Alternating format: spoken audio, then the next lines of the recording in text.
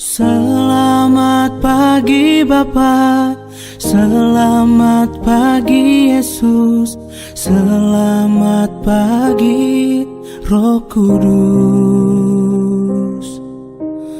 Terima kasih atas anugerah-Mu. Semalam telah berlalu, ku memuji, ku bersyukur, memuliakan nama-Mu. Allah Bapa, Putra, Roh Kudus, terima kasih. Bagi Bapak Ibu Saudara kekasih, sebelum kita melakukan aktivitas kita sepanjang hari ini, mari kita berdoa untuk mohon pimpinan Tuhan lewat firman-Nya. Kita berdoa. Bapa Surgawi, kami mengucap syukur di pagi hari yang indah ini Tuhan, karena Engkau telah memberikan kehidupan yang baru bagi kami. Kami mau beraktivitas sepanjang hari ini. Tuhan, kiranya ulurkan tangan pengasihan-Mu memberkati kami lewat firman yang kami dengar sebagai penuntun perjalanan hidup kami sepanjang hari ini. Berfirmanlah lewat hamba-Mu, sehingga benar-benar firman Tuhan dapat menjadi penghayatan kami di dalam hidup ini. Di dalam Yesus Kristus kami berdoa dan mengucap syukur. Amin. Bapak Ibu, firman Tuhan yang menjadi renungan kita, penuntun kita sepanjang hari ini terdapat dalam Surat Rasul Paulus kepada jemaat Efesus pasal yang kedua, ayat yang ke-20. Efesus pasal 2 ayat 20, firman Tuhan demikian. Yang dibangun di atas dasar para rasul dan para nabi, dengan Kristus Yesus sebagai batu penjuru. Bapak Ibu Saudara kekasih dalam Tuhan Yesus, kalau kita berbicara tentang bangunan, tentu banyak hal yang harus kita pertimbangkan dan persiapkan. Yang pertama antara lain tentang lahannya, tentang gambarnya, tentang bahan-bahan bangunan yang diperlukan. Apakah bangunan itu kita inginkan kuat dan kokoh, atau asal bangunan itu berdiri? Oleh sebab itu saudara, kita dapat ingat dalam Alkitab bagaimana dua orang mendirikan bangunan. Satu orang mendirikan bangunan di atas pasir, satu mendirikan bangunan di atas batu cadas. Di atas pasir ada angin, maka robohlah bangunan itu. Dan di atas batu cadas banyak angin pun tetap akan kokoh karena beralaskan berdasarkan batu cadas. Oleh sebab itu saudara, renungan kita di pagi hari ini di dalam Efesus 2 ayat 20, yang dibangun adalah persekutuan umat yang percaya atas dasar pemberitaan para rasul dan para nabi kepada Yesus sebagai batu penjuru. Tidak ada lagi orang asing, tidak ada lagi orang pendatang, orang Yahudi dan non-Yahudi, tapi semua menjadi satu, yaitu umat Tuhan yang telah dipersatukan dalam satu dasar, yaitu Yesus Kristus sebagai batu penjuru. Oleh karena itu, kita orang-orang yang sudah dinobatkan menjadi anak-anak Allah, tidak ada lagi pengkotak-kotakan di tengah-tengah gereja, tapi semua menjadi satu, yaitu satu hati, satu tujuan, dan satu pikiran.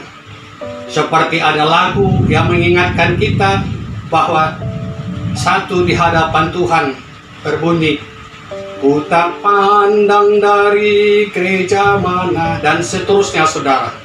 Saudara yang kekasih, ada 3 kata yang perlu kita pilah-pilah, yaitu kata aku, kata kami, dan kata kita.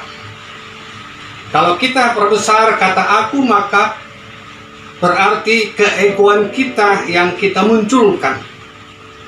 Tapi kalau kata kami berarti kelompok yang kita tunjukkan. Baiklah kita berkata tentang kita. Berarti apa? Ada persekutuan dan persatuan di tengah-tengah umat Kristiani. Bandingkan Kejadian 1 ayat 26. Di sana Tuhan berfirman, baiklah kita jadikan manusia dan seterusnya. Oleh sebab itu saudara yang kekasih dalam Tuhan Yesus, biarlah firman Tuhan di pagi hari ini kita berikan hati kita untuk diubah, baik sikap, tutur kata yang sering kita ucapkan. Contohnya keakuan. Seringkali kita mendengar, kalau bukan karena aku maka dia tidak seperti itu. Yang kedua saudara, kata kami. Sering kita dengar gereja kami, pendeta kami. Dua kata ini perlu kita renungkan kebenarannya. Di mana saat-saatnya kata aku, di mana saatnya kata kami kita pergunakan di tengah-tengah gereja.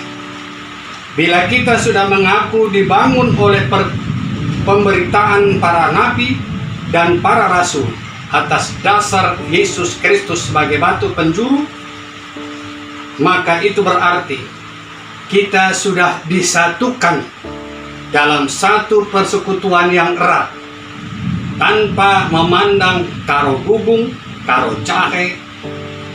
Yang ada adalah gereja Batak Karo Protestan. Kita sudah dipersatukan. Seluruh bangsa Karo telah dipersatukan dalam satu wadah gereja Batak Karo Protestan. Yesus Kristus sebagai batu penjurunya. Oleh sebab itu saudara, mari kita renungkan bersama-sama, sehingga di tengah-tengah persekutuan kita merasa bahwa kita sama di hadapan Tuhan. Selamat kita menikmati aktivitas kita sepanjang hari ini, untuk tidak membedakan satu dengan yang lain. Aku dengan saudara sama di hadapan Tuhan, agar firman ini juga sama-sama kita bawa, sama-sama kita nyatakan di tengah-tengah kata dan perbuatan kita. Amin. Mari kita berdoa saudara.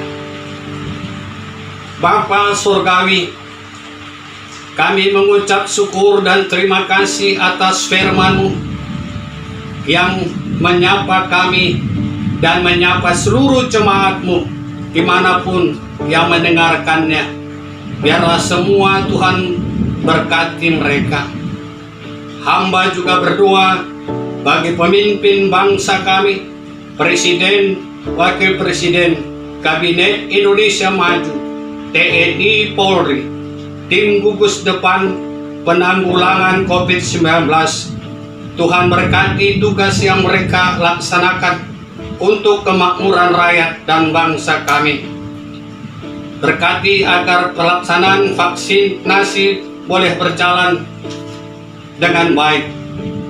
Hamba juga berdoa bagi Runggun GBKP Depok Lenteng Agung. Tuhan berkati Pendeta Yuris Taligan, Nora dan anak-anak, Pertua Diaken Nora dan Naras, Pertua Diaken Emeritus, juga pengurus kategorial Saitun Mamre Muria Permata KKR, dan guru-guru KKR, pengurus PJJ, agar hamba-hamba Tuhan ini tetap semangat melayani Tuhan dalam situasi apapun, termasuk saat pandemi COVID-19 ini. Tuhan berkati jemaat GBKP Depok Lenteng Agung. Engkau menyapa jemaat itu sesuai dengan situasi dan keadaan yang mereka hadapi. Hamba juga berdoa Bapa bagi saudara kekasih kami Diki Brahmana bersama seluruh tim multimedia, sehingga terlaksana sapaan pagi setiap hari. Tuhan berkati mereka beserta keluarganya. Sambut doa kami ya Bapa, dalam nama Tuhan Yesus Kristus. Amin. Selamat pagi, salam sehat, damai sejahtera. Amin.